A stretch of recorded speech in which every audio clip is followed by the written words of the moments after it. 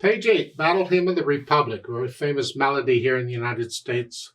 On page 7, they're introducing you to the dotted eighth note. So let's talk dotted eighth notes. It's a dotted note. And if you remember the rule for dotted notes, it doesn't matter what the note is. They all work the same way. And that is the dot gets half the value of the note. So if you know how much the note gets, you take half of that, and you just hold the note for that much longer. So let's say in 4/4 time, a quarter note gets a count. 1, 2, 3, 4, okay. An eighth note gets half a count. That's called 1 and 2 and 3 and 4 and. Well, a 16th note gets a fourth of a count. That's 1 e and a 2 e and a 3 e and a 4. Hey, 1 e and a those are 16th notes. Well, the dotted eighth note is the same as 3 16th notes. Remember, the dotted note is the same as 3 of whatever the next smaller note is. A dotted half note is the same as 3 quarter notes. A dotted quarter note is the same as 3 eighth notes. Well, a dotted eighth note is the same as 3 16th notes. I could keep going, but it's not, okay? And the problem we have with dotted 16th notes most of the time is we will just turn them into triplets without even thinking about them, because that 16th note has to be short. And we tend to get lazy. So whether it 1 e and 2, we'll look at Battle Hymn of the Republic. This is a good example because in this piece, most people play this as triplets, and that's unfortunate. It shouldn't. But look at the rhythm here in the first line in the right hand. This is the first full measure. 1 e and 2 e and 1. So 1 e and 2. 1 e and 2 e and 1. So the 16th note is a short note. What they'll do is they go 1 and 2, 1 and 2.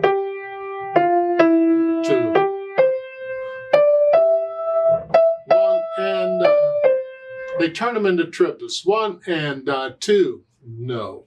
You be very careful on these dotted eighth note patterns to make sure that 16th note is short. Exaggerate it if you have to. Make it shorter than that if you have to, but it's got to be crisp. They sound different. If I do a triplet rhythm here,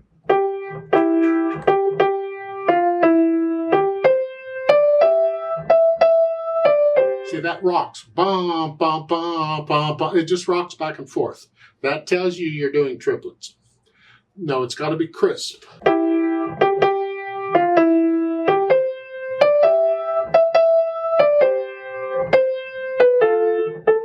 Keep those short. That's what's important. Because we don't always go through and count this 1 e and 2 e and 3 e and.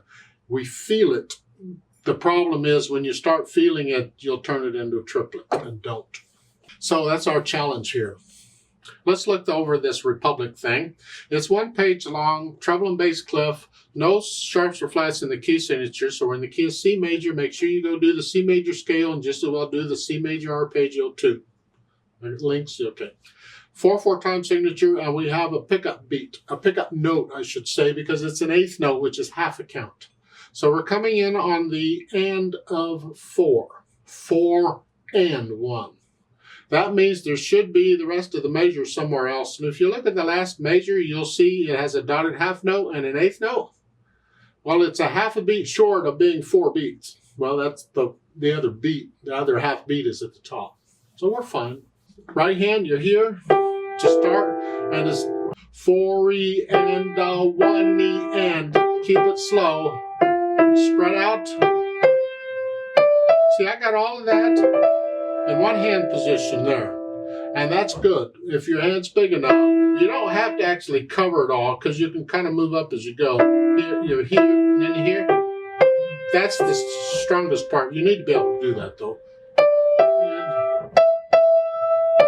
And fifth finger, and just using the 2 C's to change hand positions.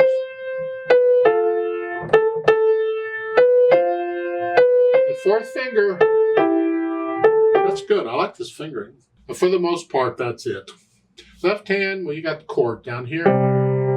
I'm going to use a 5 and a 2, and the reason for that is I'm looking ahead to see what's coming, and I see at the end of the line I got this. Well, if I take this, all the notes in the left hand in the first line together, I have this and this. That's a C chord.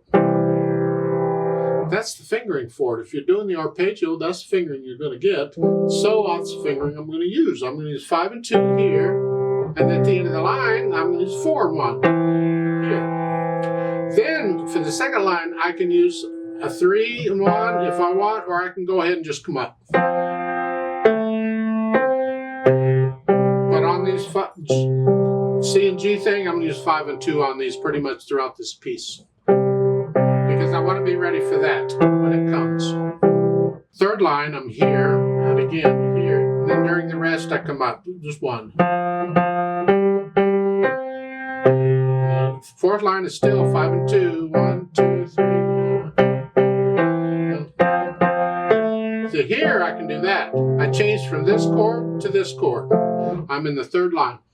The first 2 measures is this chord. And the third measure, I went to this chord. That's all. That's the fingering I'm going to use. I'm going to stay here, basically. So it's here. And then here. Second finger comes down. Put the hands together. Here. 1 again.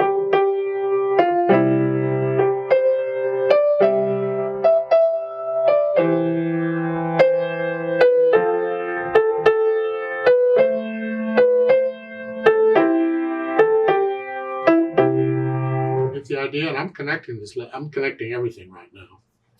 And then I add in the articulation, which would be the slurs in the right hand. Lift up, like taking a breath. In the left hand, I'm going to connect it all, except for the rest. You don't have to. There's nothing marked for the left hand. So it's like on the quarter notes. Fourth line down here.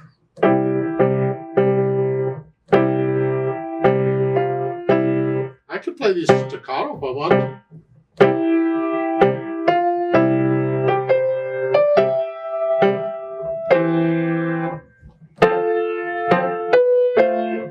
That's interpretation. How I play it, because there's nothing in the music that says anything. I'm connecting the right hand because it tells me to. The left hand is up to me. Well, when I first start learning it, I'm working on it, I connect it.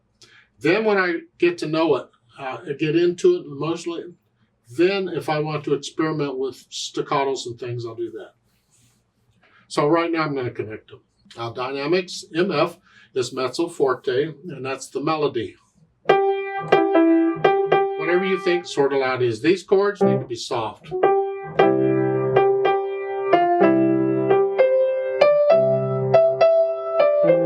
And then the last 2 lines, you're going up to loud, a little louder in the right hand.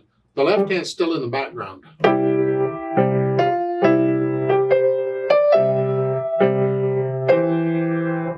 Now I do want to mention in the right hand, I missed it before. Shame on me.